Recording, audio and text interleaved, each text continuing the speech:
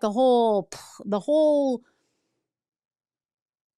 pretty bow that Washington, D.C. was once tied up in, like in my imagination, right? Like as a little kid growing up and believing in America as just a super patriot, kind of thinking that politicians were doing the right thing and that they were in it for the right reasons. And, you know, you grow up and you realize, oh, not the case. But I think it's gotten actually especially bad here in the United States of America because we look so increasingly like, in my estimation, like a banana republic, like one of those really bad countries. And you know what? It doesn't help when you get people like Jimmy Carter out there having said from the very beginning when Trump was first elected president that it was all a sham. Remember? There's no doubt that the Russians did interfere in the election.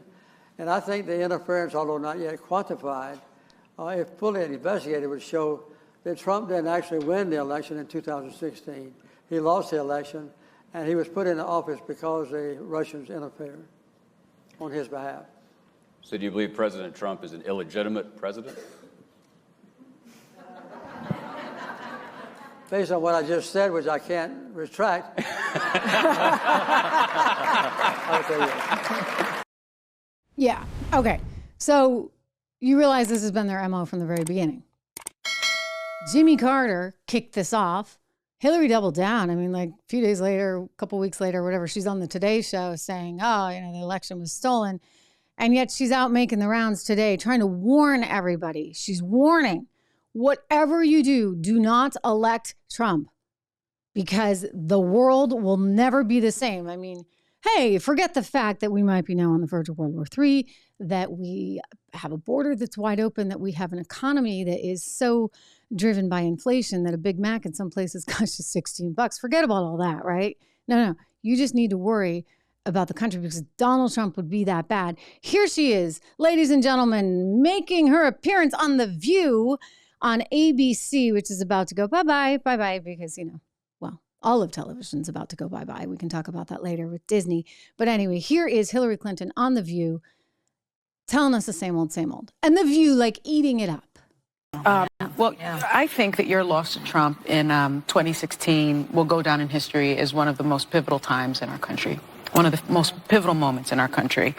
And it's still reeling from, you know, Trump's policies, I think, and the deep divisions that he sowed in this country. Mm-hmm. What, in your view, would happen if he were to be reelected? Oh, I can't even think that, because I think it would be the end of our country as we know it. And I don't say that lightly. You know, I hated losing, and I especially hated losing to him because I had seen so many warning signals during the campaign. But I immediately said, look, we have to give him a chance. We've got to support, you know, the president we have. And I meant it. And I tried really hard. And then literally from his inauguration on, it was nothing but, you know, accusing people of things, making up facts, denying the size of the crowd at his own inauguration. And everything that I worried about, I saw unfolding. And so I think that he'd be even worse now because he was somewhat restrained, believe it or not, in the first term by people who he hired because he thought they would go along with him, and they stood up to him. Mm-hmm. And so now he is going to, if he were ever near the Oval Office again, find people who have no principles, no conscience, who are totally tied, you know, to his fortunes, literally, and therefore would do whatever he said. And so the wreckage is almost unimaginable. You know, when I was Secretary of State, I used to talk about one and done. And what I meant by that is that people would get legitimately elected, and then they would try to do away with elections and do away with opposition and do away with a free press. And you could see it in countries where, well, Hitler was duly elected. Ladies and gentlemen, I got to kind of stop her there because do you think that Trump was doing away with the free press? Seriously, was that what he was doing when the press was just all over him, like yelling at him all the time? No, that actually kind of proved that you could have a free press. The difference is now, and the difference is during the Obama days, you know what, if they didn't like where you were going with your questioning, they would just totally shut you down. Like, they wouldn't call you out in public, right, for everybody to see, because they don't actually want to look like they're restricting the press. No, you would get a letter sent to the head of your network, or you would get a phone call. And it would be made very clear, like, we're not appreciative of that. I remember when I first interviewed Barack Obama on the campaign trail. And, I'm just a young reporter, like, trying to do my job, right? I'm out in the field, and I take a microphone, I, like, throw it up in his face as he's coming down from the podium. And I can't even remember what I asked him, but I asked him some question.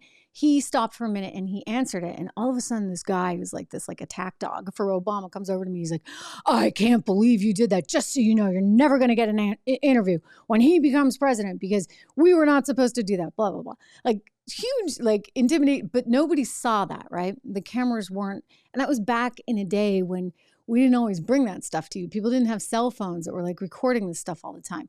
So the difference is Obama had a very sneaky way of going about it. I mean, hey, his guy, right? His right-hand guy, Ben Rhodes, was quoted saying this, you just kind of need to feed that information pool, and you put stuff out there with certain reporters, and they're talking to these other reporters, and before you know it, they're all singing the same old tune. And that was what they were trying to do. So don't tell me that there was an effort to shut down freedom of the press when, let's be very clear, ladies and gentlemen, what happened to the press, and actual press did get, in fact, shut down. And not only shut down, I mean, Donald Trump himself, who was then president, was shut down while, I don't know, the Ayatollah of Iran, who, according to the Wall Street Journal, was in cahoots with Hamas, and I believe the Wall Street Journal, to orchestrate the attacks on 1,400 innocent people on October 7th in Israel. Yeah. When the Ayatollah gets to stay on Twitter, but no, the president of the United States is kicked off, and you tell me, Hillary Clinton, that you're worried about the freedom of the press. I know when I'm worried about the freedom of the press, and frankly, it's not with him. It's with you. It's with a group of people that want to cancel out the other side. That's when I start to get worried. Because you told us over and over and over again, unlike what you just said right there, you kept telling us that the election was stolen. Gosh, I mean, you just said it recently again at some conference. Here, I've got the tape. You can run the best campaign. You can even become the nominee. And you can have the election stolen from you. Boom, boom, boom. All right. That's an interesting tape. I just played an excerpt from it, but it goes on for like 10 minutes of Democrats insisting, and Hillary's in there multiple times, that the election was stolen. Stolen from the Russians, until they figured out, maybe that's not going to fly.